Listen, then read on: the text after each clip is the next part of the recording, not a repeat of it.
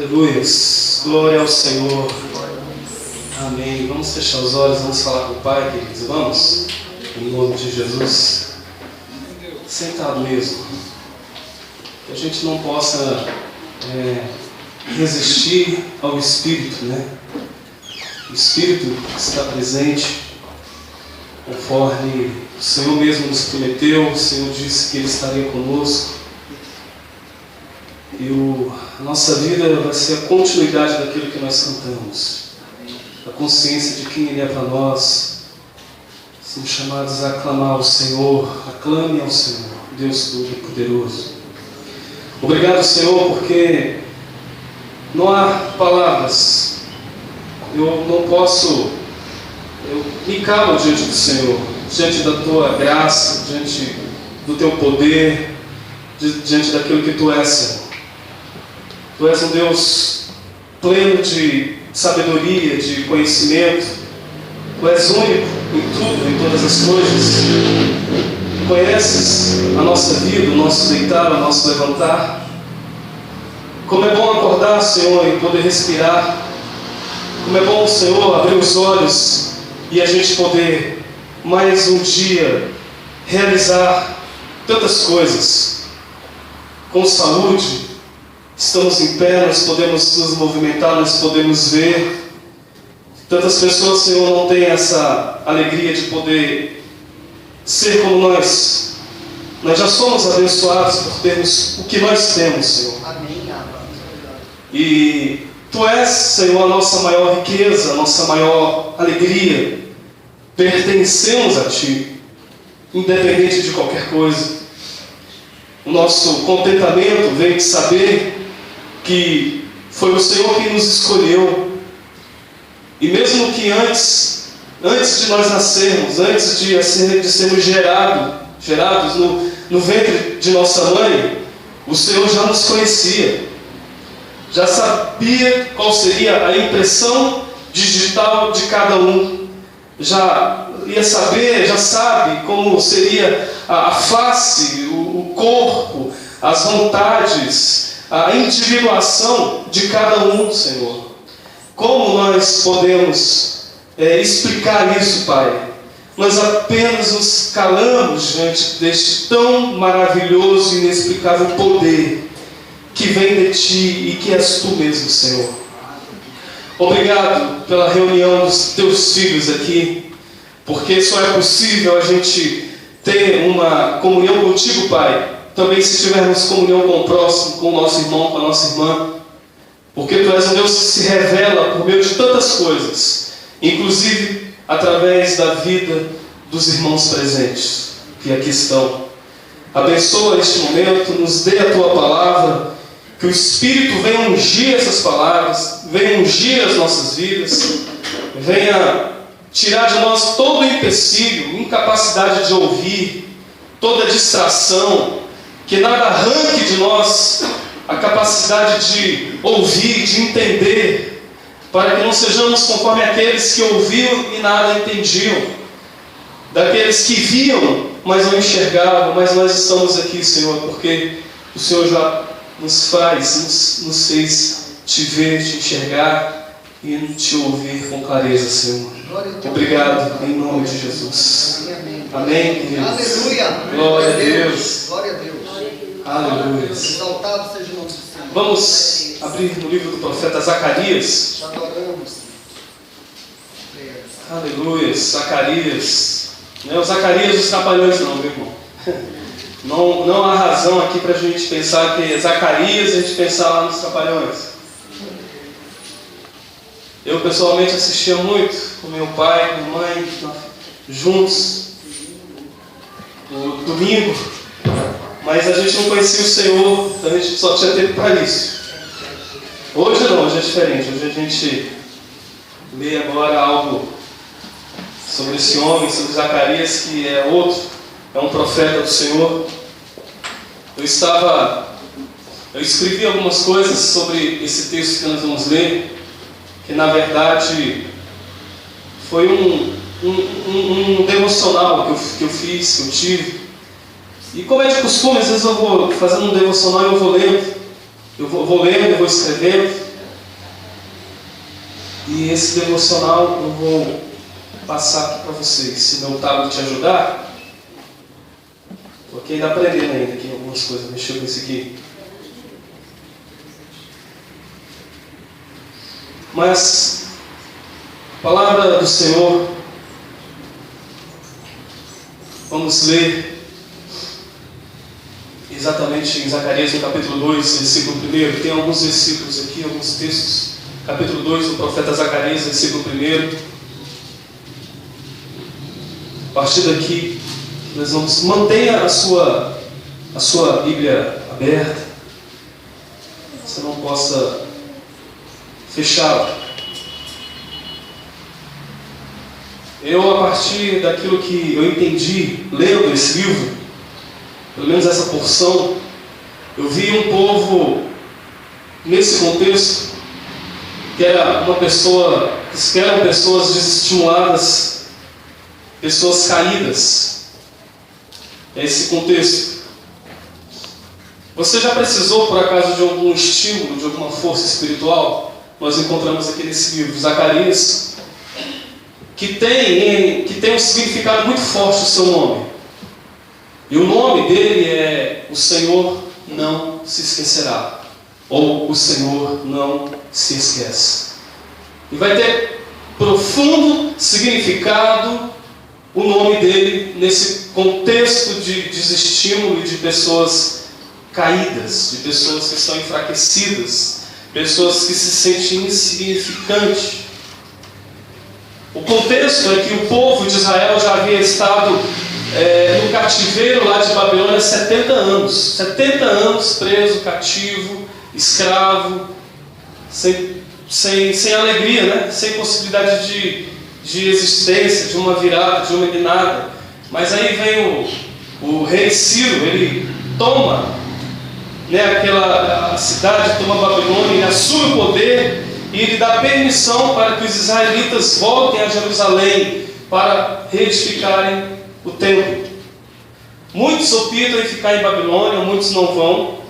Porém, quando aqueles que decidem sair, decidem fazer um novo êxodo na sua caminhada, decidem fazer uma nova jornada de retorno, de peregrinação à sua casa, o que eles encontram lá é o motivo desse desestímulo, desse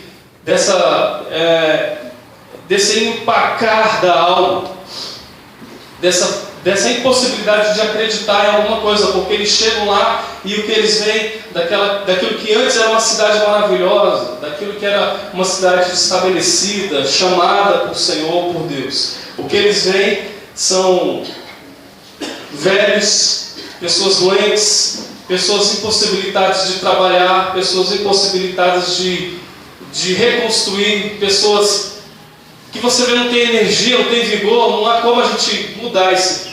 Zacarias, que nasceu nesse exílio babilônico, ele é esse profeta que dentro do exílio, ele conhece o Senhor. Escuta a voz do Senhor, é chamado para ser profeta, e quando ele nasce, os pais colocam exatamente esse significado: Deus não se esquece. Há uma projeção dos pais em Zacarias que é: ainda há uma esperança. Aleluia. Ainda há uma chance de que Deus ele não tenha se esquecido de fato de nós. Então o filho que eu tenho, o nome dele vai significar essa esperança que nós temos, de que Deus, ele, na sua lembrança, ele vai agir poderosamente, salvando o seu povo, salvando a sua nação. Amém. Então, quando nós vemos aqui esse indivíduo, esse Zacarias, esse Deus não se esquece, que significa Yahvé se lembra, esse sacerdote diante do Senhor, diante de um povo sofrido, diante de um povo sem esperança, é que nós vamos ler essa palavra. Primeiro capítulo 2, versículo 1: tornei a levantar os olhos e vi, e eis um homem que tinha na mão um cordel de medir. Então perguntei: para onde vais tu? E ele me respondeu: medi Jerusalém, para ver qual é sua largura e qual o seu comprimento.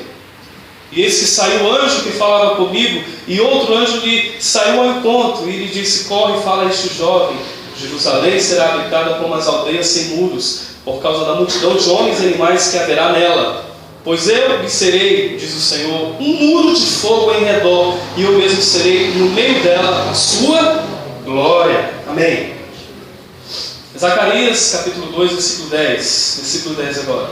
Canta e exulta, ó filha de Sião, porque eis que venho e habitarei no meio de ti, diz o Senhor. Aleluia. Naquele dia muitas nações se juntarão ao Senhor e serão meu povo. Habitarei no meio de ti e saberás que o Senhor dos exércitos é quem me enviou a ti. Então o Senhor herdará a Judá como sua porção na terra santa e de novo escolherá Jerusalém. Cala-se toda a carne diante do Senhor, porque ele se levantou da sua santa morada. Aleluia. Deus me mostrou o sumo sacerdote Josué, o qual estava diante do anjo do Senhor, e Satanás estava à mão direita dele para se lhe opor. Mas o Senhor disse a Satanás: o Senhor te repreende. Ó Satanás, sim, o Senhor que escolheu a Jerusalém te repreende. Não é este um tição tirado do fogo? Ora, Josué, trajado de vestes sujas, estava diante do anjo. Tomou este a palavra e disse aos que estavam diante dele: tirai-lhe as vestes sujas. A Josué disse: eis que tenho feito que passe de ti a tua iniquidade, te vestirei de finos trajes. E disse eu: ponha-lhe um turbante limpo sobre a cabeça. Puseram-lhe, pois, sobre a cabeça um turbante limpo e o vestiram com trajes próprios. E o anjo do Senhor estava ali e protestou a Josué e disse: assim diz o Senhor dos exércitos, se andares nos meus caminhos e observares os meus preceitos, também tu julgarás a minha casa e guardarás os meus atos, e te darei livre acesso entre estes que aqui se encontram. Amém? Glória a Deus. Então vamos lá, mais uma vez. Zacarias, que significa Deus não se esquece, Yahvé se lembra, é o significado. E quando ele chega na cidade, o que ele vê? Ruínas, ele vê gente enfraquecida, são velhos, são pessoas incapazes de reconstruir. E aí tem dentre algumas visões que Deus dá, porque Deus tem um trabalho a fazer. Não cessou o cativeiro babilônico, não fez com que o fluxo do amor de Deus pelo povo se estancasse. Deus continuava amando, havia um projeto de Deus em restaurar aquelas pessoas, aquelas vidas, aquela cidade. Não há prisão alguma que o ser humano se encontre que estanque esse amor de Deus por ele. Ele pode ser o mais desumano possível, pode ter se tornado um bicho, pode ter se tornado qualquer ser sem vida própria, mas isso não estanca o amor de Deus. E ele chega naquele momento, o que ele encontra é impossibilidades, incertezas. Deus, porém, através de uma visão, fala com ele. Ele vê um homem nessa visão. E esse homem tinha aquilo que nós chamaríamos hoje de trena, de medir larguras, alturas. E ele, vendo isso, pergunta, porque ele tem uma curiosidade: para onde vais tu? E ele diz: eu vou medir Jerusalém. Eu vou ao encontro daquela cidade para ver a largura, o seu comprimento. É uma indicação de Deus em saber da sua criatura. É interessante porque é Deus querendo saber o pormenor, as minuciosidades. É Deus querendo entrar de fato nas entranhas, no conhecimento do ser humano, em saber quem de fato o homem é, e revelando para o próprio homem no estado espiritual ao qual ele se encontra. Eu vou medir. Apocalipse 21 também nos fala de um anjo que está medindo altura, largura, enfim. E aí ele faz a cidade de Jerusalém, essa medição é como se fosse um cubo, mostrando uma certa perfeição, algo bonito, bem feito, arquitetado. Interessante que Deus vem e quer medir, Ele quer ver de fato como é que estão as coisas, Ele quer mostrar ao povo a realidade daquilo que é. E qual é a realidade? Que vocês estão precisando serem descobertos, desconhecidos, discernidos. Vocês precisam saber quem de fato vocês são. Eu vou medir Jerusalém, porque Jerusalém aqui não é apenas a cidade, são as pessoas. Há um interesse de Deus de penetrar no teu coração, de conhecer você, de infiltrar-se na sua mente, de desvencilhar o teu homem interior, de invadir o teu coração, de medir você, saber quais são as suas larguras, quais são as suas alturas. É Ele entrando nas profundezas do nosso ser, do nosso coração. Glória a Deus. Deus é assim conosco. Obrigado, Senhor. Nós mergulhamos em Deus e Deus mergulha em nós. Porque a palavra de Jesus diz que é aquele que ama o Senhor, aquele que busca o Espírito, aquele que conhece a palavra, aquele que se une ao Senhor, torna-se um Espírito com Ele. Grande mistério, né? A gente torna-se parte nele. Não somos Ele, mas nós nos tornamos parte nele. Porque Ele é esse que vem medir, que vem saber quem é aquele que discerne o nosso coração. E aí ele, versículo 3, diz que sai o anjo que falava com ele, e outro anjo lhe saiu ao encontro, e lhe disse: corre e fala a este jovem. É papo de anjo, conversa de anjo. Anjos se encontrando, anjos que conspiram, anjos que recebem ordem do Senhor a respeito da cidade, a respeito de um homem, a respeito de uma pessoa. Ele está dizendo: vou medir Jerusalém. Naquele momento o anjo que falava com ele se retira, aparece outro, e ambos vão conversando, vão cochichando. Não, corre, fala esse jovem, tem uma palavra para ele, tem uma mensagem de Deus. Aleluia. A última mensagem não é aquela mensagem que ele absorveu com o olhar, porque a partir do olhar dele, o que foi que ele viu? Desesperança. Então ele vai e absorve aquilo que ele vê, que foi a impossibilidade. Só que corre, vai. Há uma palavra de Deus para ele de ânimo, de superação, de estímulo, e aí nós vamos ver: Jerusalém será habitada como as aldeias sem muros. Jerusalém será habitada por causa da multidão de homens e animais que haverá nela. É uma mensagem profética de que tudo será restabelecido. Parecia surreal demais para ele ouvir. Que história é essa? Cacos, destroços, ruínas, gente incapaz de reconstrução. E aí vem esse anjo e diz o seguinte: está vendo Jerusalém? Você vai ver playground neles, vai ver parquinho de diversões. Você sabe aquelas crianças que você via correndo, brincando, feliz, com um sorriso estampado no rosto? Você vai ver eles correndo de novo. Homens e mulheres estarão sentados nas praças. Vocês vão ver pessoas transitando, pessoas vindo, pessoas saindo, pessoas encontrando. Jerusalém será habitada de novo, Zacarias. Amém. Com isso, o nome dele já vai ganhando significado. Deus se lembrou. Deus se lembra. Há uma canção do Trazendo a Harpa muito bonita, que eu gosto muito, que diz: lembra, Senhor, juraste o teu amor. Mas a verdade é que muitas vezes quem se esquece somos nós. Da parte dele ele não se esquece nunca.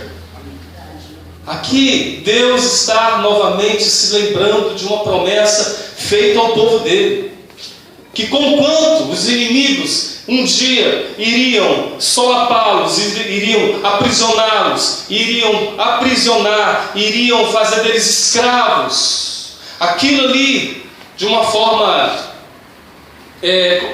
haveria uma espécie de contraste, de talvez até um paradoxo, porque esse cativeiro ele não vai ser para sempre.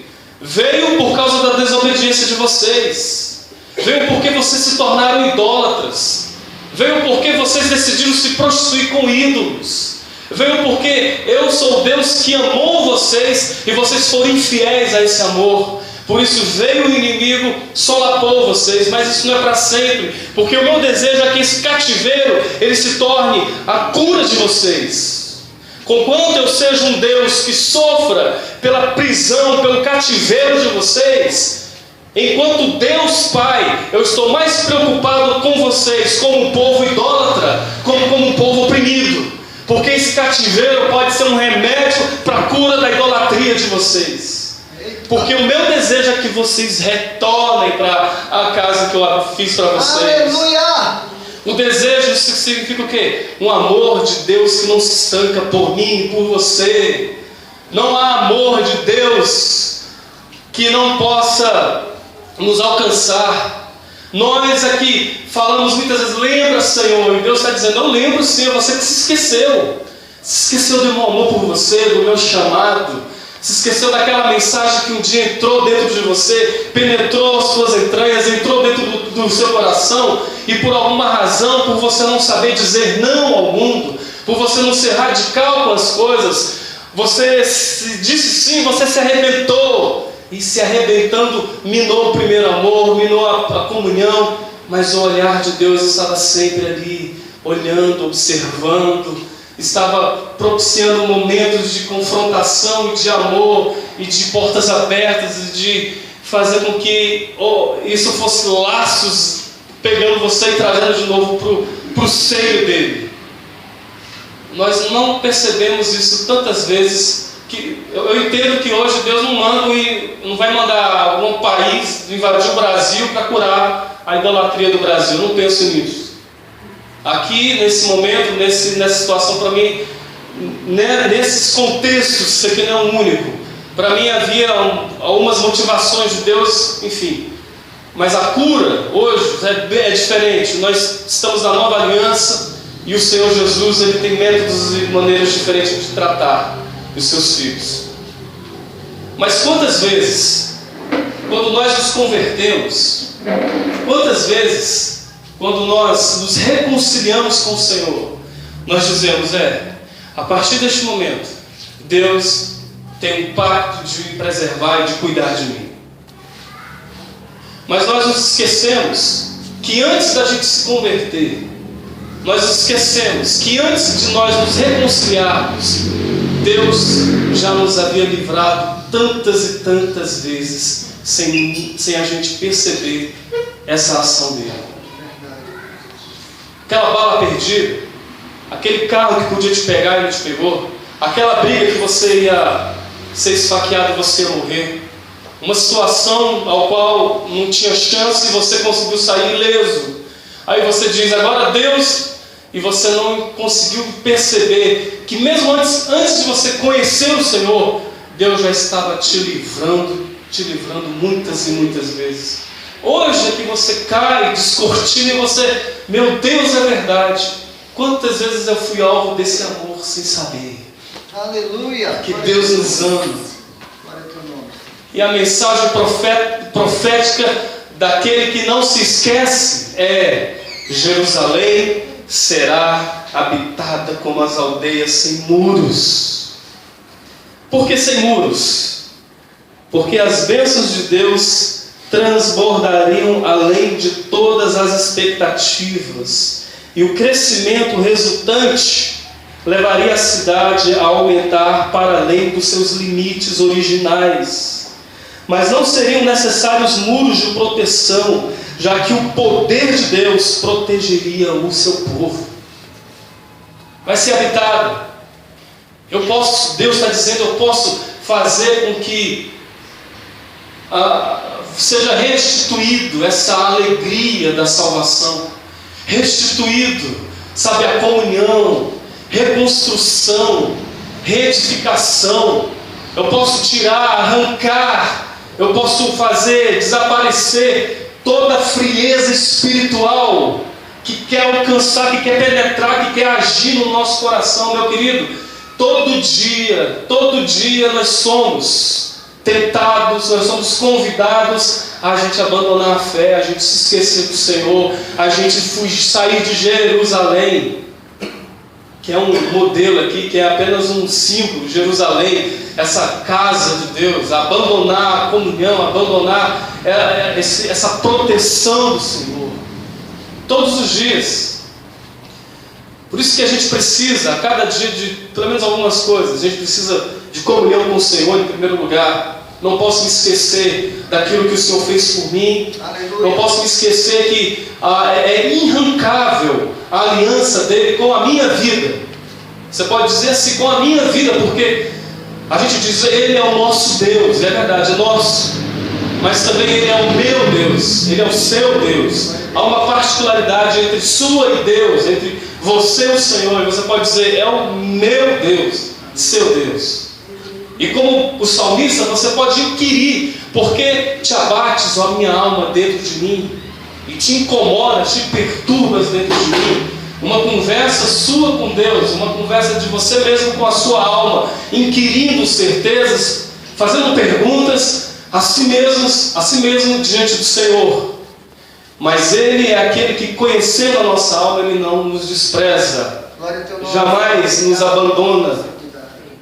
É por isso que vamos chegar lá. E chegando lá o que? Nessa nova Jerusalém. Por isso que vamos chegar na nova Jerusalém. Se de fato a nova Jerusalém, que é o céu, é o Senhor, já nos habita, já está em nós. É porque a grande surpresa vai ser: você chegou aqui, meu filho, porque eu te amparei naquele momento que você achava que você estava só. Tem gente de dificuldade, passando dificuldades mais difíceis na vida, e é um momento que a gente diz assim: estou só, estou vivendo só. Pastor Neil Barreto foi quem disse que em um determinado momento no avião, ele estava saindo, viajando, quando ele recebe uma ligação: pastor, eu estou ligando para o Senhor para te dizer que o fulano morreu. Fulano morreu. E o fulano era uma criança de 11 anos de idade, leucemia, e morreu. E ele falou: meu Deus, fulano morreu, nós oramos, nós estivemos juntos com a família, Senhor, nós intercedemos, nós oramos, nós cremos. Meu Deus, o que é uma leucemia para o Senhor? É nada, o Senhor fala uma coisa, a leucemia vai embora.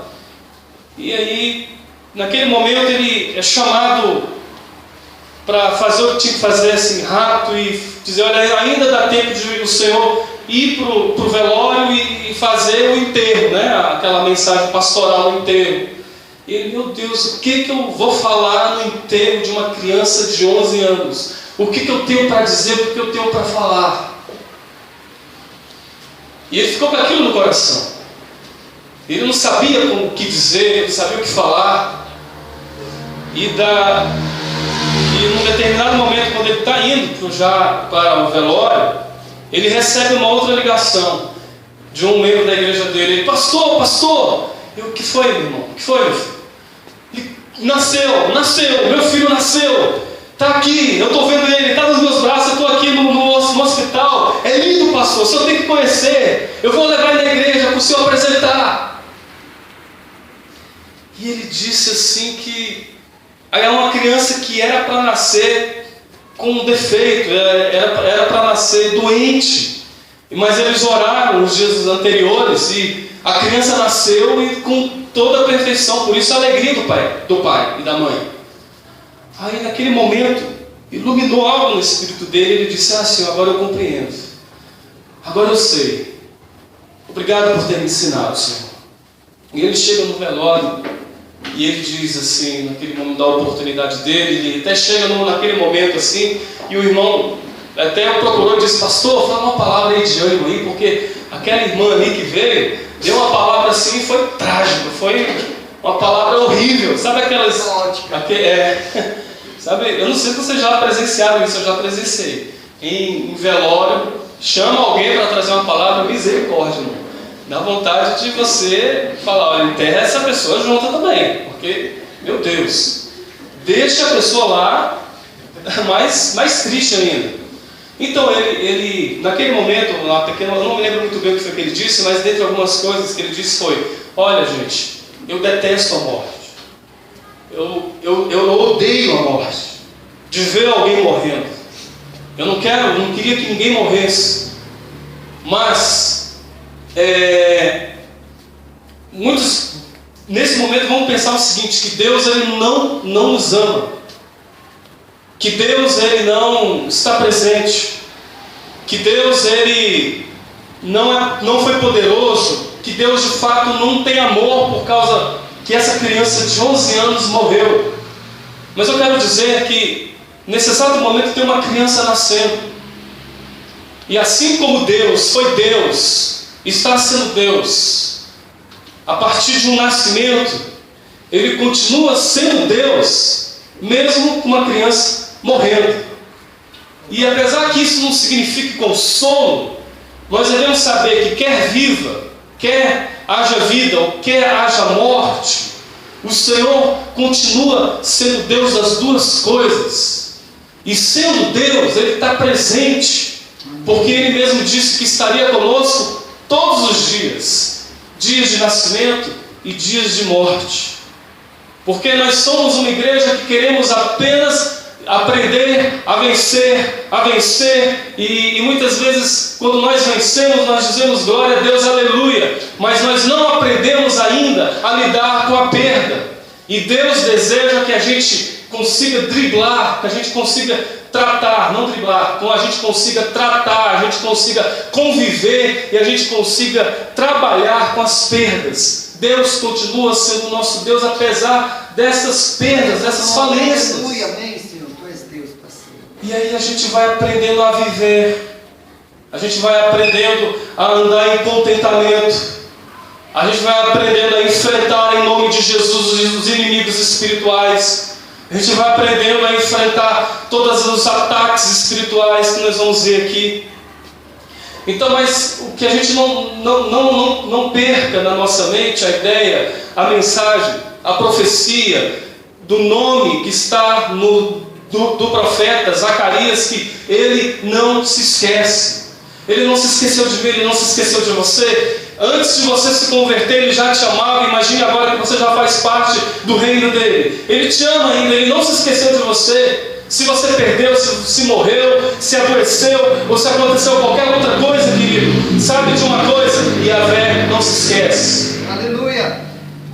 E é por isso que nós vamos chegar lá, porque nesses momentos de perda que a gente pensa, Deus não nos ama, Deus nos desamparou, Deus se esqueceu de nós. Às vezes nós não estamos vendo essa mão invisível de Deus nos erguendo, nos levantando, recobrando ânimo, inoculando fé na nossa vida e no nosso coração, dizendo levanta e anda. Glória a Deus. Para a gente fazer, para a gente ser dele, para a glória dele. Amém, amados? Amém, amém. Então Jerusalém será habitada de novo. Que a nossa mente e a nossa consciência se encha dessa certeza, dessa fé, dessa esperança. E que as lágrimas que escorrerem dos nossos olhos sejam lágrimas de esperança, de fé, e que sejam enxugadas pelo próprio Senhor, pelo próprio Deus. Jerusalém será habitada como as aldeias sem muros. Não precisa nem de muro, o Senhor é a própria proteção. Por causa da multidão de homens, por causa de animais que haverá nela. Porém, pois eu lhe serei, diz o Senhor, um muro de fogo em redor. Um muro de fogo em redor. Você pode repetir isso comigo? O Senhor é um muro de fogo ao meu redor. Aleluia. Deus começa a ser para mim aquilo que eu confesso que Ele é. Se você começar a praguejar, se você começar a dizer as coisas não vão bem, as coisas estão mal, eu não vou conseguir, eu não vou alcançar, eu não vou prosperar, eu sou assim mesmo, eu nasci assim, eu cresci assim, vou ser sempre assim. Gabriela, você vai ser sempre essa Gabriela mesmo. Mas quando eu olho para a palavra, eu vou começando a declarar aquilo que a palavra de Deus é a meu respeito, aquilo que Deus é, aquilo que Deus já disse que é para mim. Então eu vou confessando ao Senhor: Senhor, Tu és mesmo meu bom pastor. Está difícil, Senhor, está ruim, eu sei, porque essa é a realidade, mas essa não vai ser a minha última confissão, não vai ser a minha última palavra. Tu és o meu bom pastor e nada há de me faltar. Glória a Deus. Jerusalém vai ser edificada, os meninos vão brincar, os animais vão passar novamente. E Ele é esse muro de fogo ao nosso redor. Ele é mais que isso e diz que eu mesmo serei no meio dela a sua glória. Amém. A habitação, Deus não há uma diferença da glória de Deus dissociado da presença dEle. Às vezes a gente cria isso, mas criar essa divisão, glória e presença, vai ser terrível. Não dá para a gente explanar um pouco sobre isso, mas Ele é a própria glória. Se eu quero a glória de Deus, quando eu falo assim, eu quero a tua glória, não significa que eu quero de fato a glória dele, que eu quero ser Deus, isso é, eu quero estar em ti, porque tu és a glória, Senhor. Então eu quero estar em ti, estando nele, eu vou andar de glória em glória. É que nem santificação, que tem gente traumatizada por causa dessa palavra santificação. Eu me lembro dos cultos de doutrina que eu ia. Era um culto que ninguém queria ir mesmo, né? Porque os cultos de doutrina ia falar da sua conduta, da sua roupa, do que podia, do que não podia, e era não, era castração, era circuncidação, né? Era tudo isso, tinha gente sendo circuncidado lá. Era o chicote de Jeová. Chicote de Jeová. Mas era algo que dissociado da graça. Meu Deus, as pessoas pensam que a graça é liberdade para pecar, é viver de qualquer jeito, é fazer o que bem entender. Não compreender ainda que graça é força de Deus em nós para a gente não pecar mesmo. Glória a Deus. Não é ser libertino, mas é saber discernir aquilo que convém e o que não convém. Aquilo que redunda em glória e aquilo que não redunda em glória. E muitas vezes tem a ver com você e com o Senhor. Porque o que é bom para mim, talvez não seja bom para você. E eu respeito porque não é bom para você. Como você também há de respeitar aquilo que é bom para mim. Glória a Deus. Por isso que talvez a minha cor preferida seja o preto, mas a sua é amarelo. E se você é amarelo e eu sou preto, eu apenas respeito a sua cor e você respeita a minha. Isso se chama individuação. Seres singulares. E eu não posso ultrapassar esse limite. Então o Senhor vai ser no meio dela a sua glória. Amém, queridos?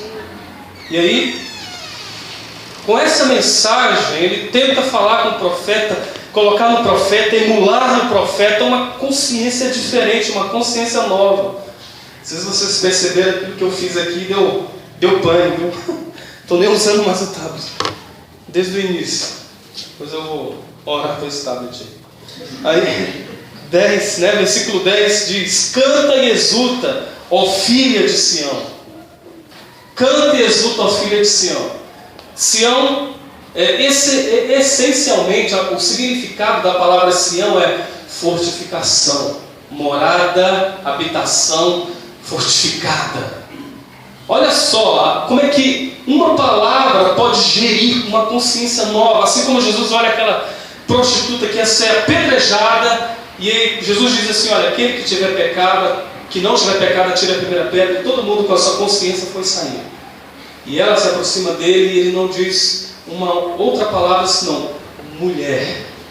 Onde estão os teus acusadores? É mulher. Podia chamar ela de qualquer outro nome, qualquer outra coisa, mas a restauração dela começa pelo nome que Jesus dá a ela. Ela é uma mulher. Mulher, onde estão os teus acusadores? Porque, mulher, eu ainda sou ser humano. Ainda palpita aqui o coração, ainda respiro. Ele enxergou em mim uma humanidade que os homens já haviam perdido a meu respeito. Eu ainda tenho dignidade, eu sou gente. É que nem água do esgoto. É uma água podre. É uma água imprestável. Mas é água ainda. Assim o ser humano pode ser da categoria mais ralé. Continua sendo homem. Ser humano. E se é ser humano, carrega a imagem do Deus que o criou. Digno de ser amado pelo Senhor que o fez. Mulher, onde estão os teus acusadores? E a palavra do anjo, a palavra para aquele profeta é: canta e exulta, filha de Sião. Filha de Sião, filhos da fortificação. Antes de ser feita uma construção exterior, da gente começar a trabalhar a gente para construir, a primeira construção vai acontecendo assim na mente, é mental, é dentro. Antes de Jerusalém ser edificada, ela é reconstruída aqui nos ambientes do coração, nos ambientes do ser, no ambiente interior.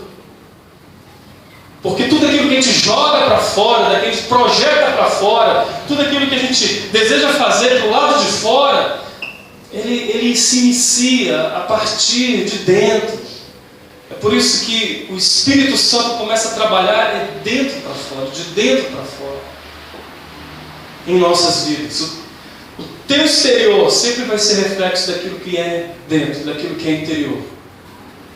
A beleza de fora da tua humanidade sempre vai ser o reflexo, primeiro, de uma espiritualidade sadia, de um encontro sadio com o Senhor.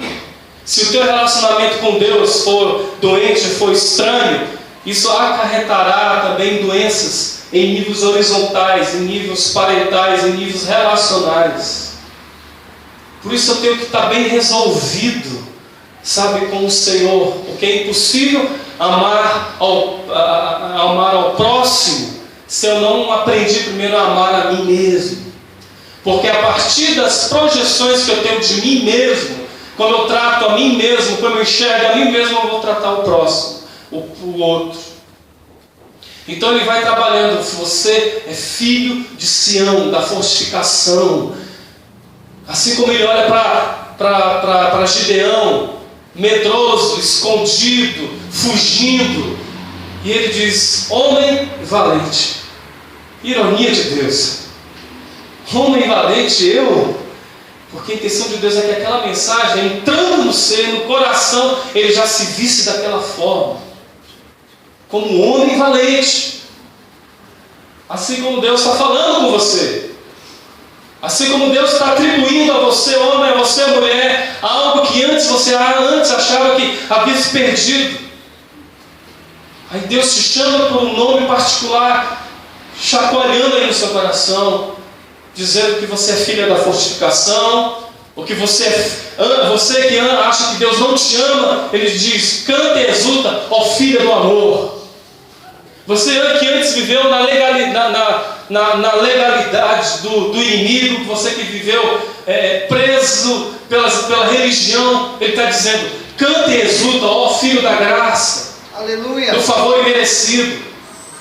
E você que acha que não tem mais possibilidade de reedificação, de estruturação, de ânimo espiritual, ele diz a mesma coisa: canta e exulta, ó filho da alegria, ó filha da restituição, ó filha da reestruturação. Amém, amém. Glória a Deus. Canta e exulta, celebre, exalte. Não fique no marasmo, é Deus dizendo. Saia do marasmo. Canta e exulta, filha de Sião, porque eis que venho e habitarei no meio de ti. O Senhor é o Deus que habita no meio do seu povo. Aleluia. Habita no nosso meio. A gente está todo cansado de ouvir isso, que muitas vezes a gente pensa que não há mais o que exaurir, absorver. Por exemplo, a gente ouve: Deus amou o mundo de tal maneira, acho que todo mundo já conhece o resto. Mas a gente já ouviu tanto, até criança repete isso, que a gente pensa que não há nada mais nesse versículo para a gente aprender. Mas está falando do amor de Deus, que não se estanca, que não acaba. Assim também há versículos que a gente pensa que não há nada mais não há nada mais ali para a gente aprender. Como esse: eu vou habitar no meio de vocês. E para mim, irmãos, faz toda a diferença. Nós não estamos aqui diante de um relógio, diante de uma lâmpada, diante de uma estrutura. Ele está dizendo: vocês que se reúnem no meu nome, sou eu que estou habitando no meio de vocês, eu estou entre vocês, habito no meio dos louvores do meu povo. Tu estás no meio de nós, Senhor, te adoramos, tu estás aqui. Então, queridos, conquanto isso aqui fosse uma profecia para lá, para além, teria muitos dias ainda, essa é uma profecia para hoje. Se existencializa, porque em Jesus tudo é. Em Jesus, Jerusalém, eu não estarei lá, eu já estou em Jerusalém. Vida eterna em Jesus não é algo que eu vou ter. Em Jerusalém, em Jesus, a salvação é algo que já me possui, que eu já tenho. Porque aquele que tem o Filho tem a vida. Quem tem o Filho aqui? Amém? A palavra de Deus que normalmente diz: quem tem um filho tem a vida. Aquele que não tem um filho, ele não tem a vida. Aquele que tem um filho, que aquele que o Filho é Jesus, ele tem vida eterna, ele tem justificação, ele tem comunhão com o Pai, com o Senhor, livre acesso. É nele que o Pai trabalha. Ele é um campo de Deus, que o Pai ara, que o Pai semeia, que o Pai faz gerar frutos. Ele está dizendo: quem tem um filho tem a vida. Aquele que não tem um filho, ele já está macumbado mesmo. Quem não tem um filho, não tem vida. As suas ações já são ações diabólicas. Mas quem tem um filho, o Filho habita, tem a vida eterna. Por isso, arrebatamento, a volta do Senhor, isso é para a gente apaixonada por Deus. Eu disse semana passada o seguinte, quando falei sobre a oferta, que uma pessoa se converteu, eu vou colocar se converteu entre aspas, lendo aquele livro, A Divina Revelação do Inferno. Pastor, eu li A Divina Revelação do Inferno. E eu fiquei com tanto medo que eu me converti. Meu Deus, mas o medo gerou conversão. Quer dizer que o que gerou essa suposta conversão foi o medo, não foi o amor a Deus. Porque o amor de Deus é o que nos conduz ao verdadeiro arrependimento. Se foi o medo que gerou essa conversão, um medo maior vai fazer ela mudar de ideia rapidinho. Porque essa conversão, suposta conversão, não entrou no tutano, não entrou no ser. Não há medo algum que de fato vai provocar mudanças, metanoias, transformações, amadurecimento no ser. Porque no amor há amadurecimento, há perfeição. E o amor de Deus lança fora todo o medo.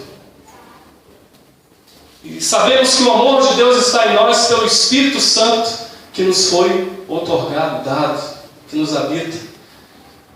Então, medo algum vai gerar, você vai aderir, você vai ter uma adesão, você vai abrir uma franquia, mas conversão mesmo, é algo diário, é trabalhoso, é transformação de mente, é um cair aqui, é um levantar aqui, tem um medo ali, mas você se levanta do outro e você se ama, se enche de ânimo. Isso sim é conversão. Ele vai habitar no meio e habitar no ser, habitarei no meio de ti. Para a gente finalizar, tomando bastante tempo, Deus me mostrou o sumo sacerdote Josué, o qual estava diante do anjo do Senhor, e Satanás estava à mão direita dele para se opor. Olha que visão, depois de tudo aquilo que ele viu, maravilha, bênção de Deus, uma promessa do Senhor, tudo se fará, né? Tudo se faz novo, né? Segundo Coríntios 5, 17, tudo se fez novo, se fará novo, mas há uma realidade que a gente não pode esquecer, que até aqui, na velha aliança, Deus deu ao profeta para ele ver uma oposição espiritual. O inimigo presente. A visão ele vê um homem, e ele nomeia esse homem de sumo sacerdote Josué, que estava diante do anjo do Senhor. E havia um opositor, Satanás, o opressor, que estava presente, fazendo o quê? Opondo-se, acusando. Mas o Senhor disse a Satanás: o Senhor te repreende. Ó Satanás, sim, o Senhor que escolheu Jerusalém. Há uma escolha, há uma oposição. Você não pense, não brinque com o diabo. Não pense que o diabo está brincando em relação à igreja do Senhor. há uma oposição, há uma resistência. A gente não percebe. Temos que pedir discernimento e sabedoria do Senhor para percebermos tantas vezes arapucas, armadilhas que o inimigo tem criado, tem feito para nos derrubar. E a gente não percebe isso. Dentre muitas coisas, porque eu não vou me esticar, mas dentre muitas coisas que o diabo, o inimigo, usa para nos derrubar são os amigos. A gente poderia pensar que são os inimigos. Mas os inimigos não querem aproximação mesmo, eles não querem estar perto de você, eles querem te ver mesmo longe, querem te derrubar de qualquer forma. Mas quando você se aproxima do amigo que você tem aproximação, eles podem ser usados para te derrubar. Há uma oposição porque eles não querem ver você crescendo na fé. O inimigo não quer ver você crescendo na fé, não quer que Jerusalém seja retificada, não quer que um homem, uma mulher, de fato, tome posição, se coloque como atalaia, como mordomo, como servo do Senhor. Ele não quer. Então você tem uma pessoa que é teu amigo, e aquele teu amigo no expediente lá do trabalho diz exatamente o seguinte: após o trabalho, vamos lá tomar uma, vamos ficar juntos, vamos curtir. Aí você diz assim: não, mas eu sou casado, minha esposa está lá em casa, ela me espera para jantar, e eu não posso chegar para lá. Mas o teu amigo vai dizer: não, cara, é só uma coisa rápida, é rapidinho, fica lá comigo, me faz companhia, todo dia você está com a sua esposa. E aí você não vai percebendo que a lábia, que o que está por detrás daquilo é uma oposição, algo que futuramente poderá destruir seu casamento, o teu vínculo familiar. Às vezes você troca o eterno por aquilo que é efêmero, passageiro. Porque aqui, queridos, está dizendo que o Senhor escolheu Jerusalém, amém? Uma escolha. Antes de qualquer rejeição, houve uma escolha, amém? Pastor, mas é porque eu sou assim, porque eu fui rejeitado, minha mãe quis me abortar. Eu sei, é difícil se aceitar isso, mas sabe de uma coisa: antes de haver uma rejeição, houve uma escolha. Antes de alguém dizer assim: você não presta, nunca vai dar certo para você, você vai ser como seu pai, você será como a sua mãe, ou você vai ser como seu irmão, ou você é irresponsável. Antes de haver essas palavras, houve uma escolha. Não fostes vós que me escolheste, diz o Senhor, fui eu que escolhi vocês. Houve uma escolha. Posso ter ouvido que as coisas mais bárbaras, mas aqui diz que Ele escolheu Jerusalém, independentemente da oposição, das palavras, enfim. Mas esse servo, esse sumo sacerdote, está lá, trajado de vestes sujas. Agora sim, o inimigo tem álibi, tem razão, tem justificativa para me acusar. Afinal de contas, as vestes sujas significa pecados, significa uma vida desestruturada, alienada do Senhor, alienada de Deus. Mas estava diante do anjo. O Senhor não perdeu esse homem com vestes sujas diante dele. Já percebeu que lá na parábola do filho pródigo, quando ele está retornando arrependido, as últimas palavras do pai é: porque este meu filho estava perdido e foi achado. Porque este meu filho. Não é porque eu estou desviado, mas Deus não desviou de você. Aleluia. Você continua sendo filho para Ele. Glória ao teu nome, Senhor. Eu sou alguém que não conhece, eu sou criatura dele, eu não sou filho. Não, mas você é filho, você veio dele. Todos nós somos criaturas e todos somos filhos, independentemente de qualquer coisa. Ele está com trapos de vestes sujas, mas eles têm um anjo do Senhor lá diante dele. Deus não tirou ele. Ele não se perdeu, porque os olhos do Senhor ainda estavam sobre ele. Então havia essa oposição, mas até que há uma mudança radical. O versículo 4 diz que tomou este a palavra e disse aos que estavam diante dele: tirai-lhe as vestes sujas. Tirai-lhe as vestes sujas. Tirai-lhe. Isso não te pertence. Esse pecado não te pertence mais. Essa doença não te pertence mais. Essa depressão não é mais sua. Você está diante do Senhor da vida, daquele que calou a boca do opositor, daquele que, mesmo tendo razão, razão de te culpar, de se opor, de te condenar, aquele que é o juiz, poderia ter o poder de te condenar, está batendo o martelo dizendo inocente. Está eximindo você das suas culpas. Ele está dizendo, ele é culpado, as roupas deles estão sujas. Mas eu me coloco como juiz dizendo, tira a roupa dele, essa roupa suja. É o que eu tenho que fazer. É o que nós temos que fazer. Se a gente quer, de fato, porque essa visão tem um significado, esse sumo sacerdote significava uma consciência daquele povo, de que nós estamos com trapos sujos, nós estamos voltando envergonhados, nós estamos voltando porque a mensagem foi para um homem, não foi para todos. Então a mensagem que ele tinha que passar para o povo na minha visão, havia um homem com roupas sujas, assim como vocês podem estar pensando, nós somos um trapo de imundícia, de injustiça, nós somos pecadores, merecemos isso, e aí a gente está voltando para cá para morrer, mas Deus está dizendo que Ele vai dar roupas novas, Ele vai inverter a situação, há uma mudança, vai haver uma mudança, Ele vai quebrar esse karma, esse paradigma de desânimo, de derrota, haverá uma mudança radical, e assim é feito. Eis que tenho feito que passe de ti a tua iniquidade, te vestirei de finos trajes.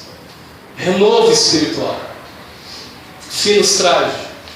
Quantas vezes eu estava exatamente assim? Oposição, aquela voz do diabo na minha mente. Fábio, é isso que você é mesmo. É isso, você é derrotado. Você não é filho de Deus. Você fez isso porque você não tem força para vencer isso. E eu fui ouvindo aquilo, eu fui aceitando aquilo, daqui a pouco você está lá nesse trapo. Eu falo, caramba, acabou, agora eu não tenho mais chance.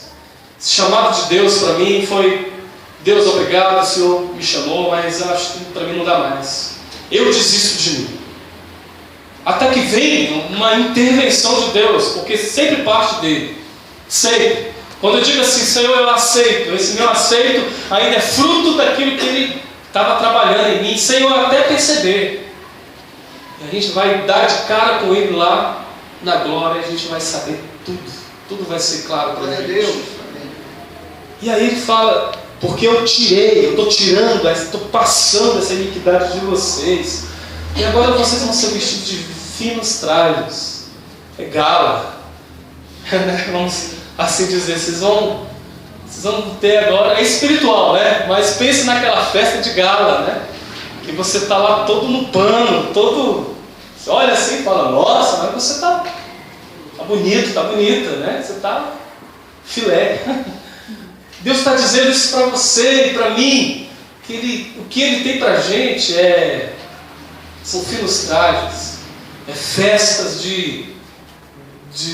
do reino dele. O que entra sou eu, você, são os filhos do reino, são príncipes, são princesas. Então a gente pode deixar passar isso e aceitar aquilo que Deus tem para a gente.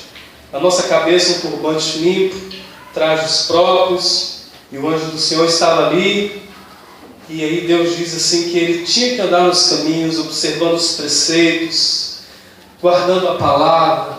Isso tem para a gente renovar a mente, renovar o coração, renovar a alma com a palavra, porque é ânimo para esses dias maus. Glória a Deus.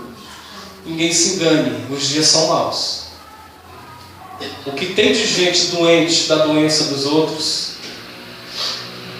o que tem gente adoecendo nessa nossa geração, porque os dias são maus. Recentemente eu li agora uma senhora lá na China, se não me engano, jogou um filho de 5 anos pela janela do 7º andar. O filho, graças a Deus, não morreu. Jogou, simplesmente jogou. Não suporto mais. Pega a criança, vai lá no 7º andar e joga. Porque os dias são maus. Você entendeu? Então, ou eu deixo a palavra entrar num tutano da minha vida, do meu ser, ou eu creio na palavra do Senhor, e eu me pergunto o que eu estou fazendo com o alimento diário, dominical que eu tenho recebido. O que eu tenho feito com a mensagem, a palavra da graça que eu tenho recebido todo dia. Eu tenho ruminado, eu tenho ouvido.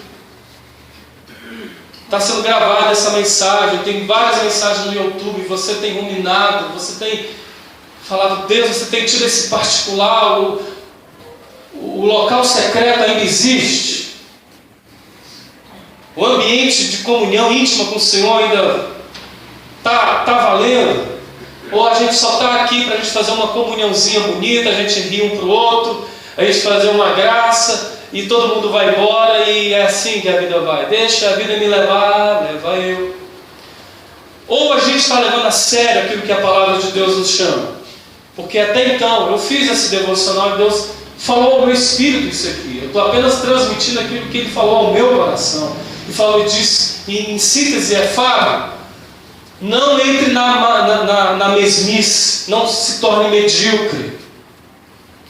Porque se você entrar na do inimigo, se você cair na idolatria espiritual, os inimigos vão te solapar, e te solapando você vai sofrer. Mas eu posso retificar você, eu posso reestruturar você, eu posso despertar a sua vida. Mas para despertar você, há algumas responsabilidades no reino.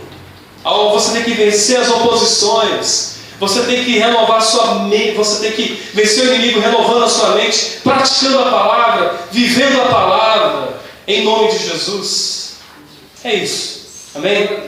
Vamos ficar em pé em nome de Jesus. Ministério de Música e Louvor.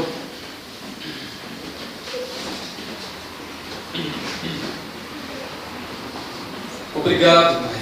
Obrigado, Jesus. Aleluia.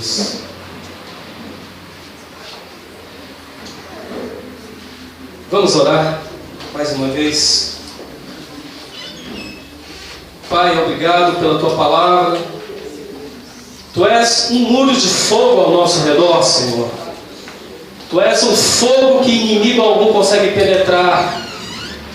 E Tu és esse fogo que habita no meio de nós, no meio do Teu povo. Um fogo santo. Ah, que simbologia linda para falar de Ti, Pai. Porque nós não temos como vencer o fogo, porque o fogo tudo consome. E Tu és esse poder, essa força, esse fogo entre nós, que habita no meio de nós.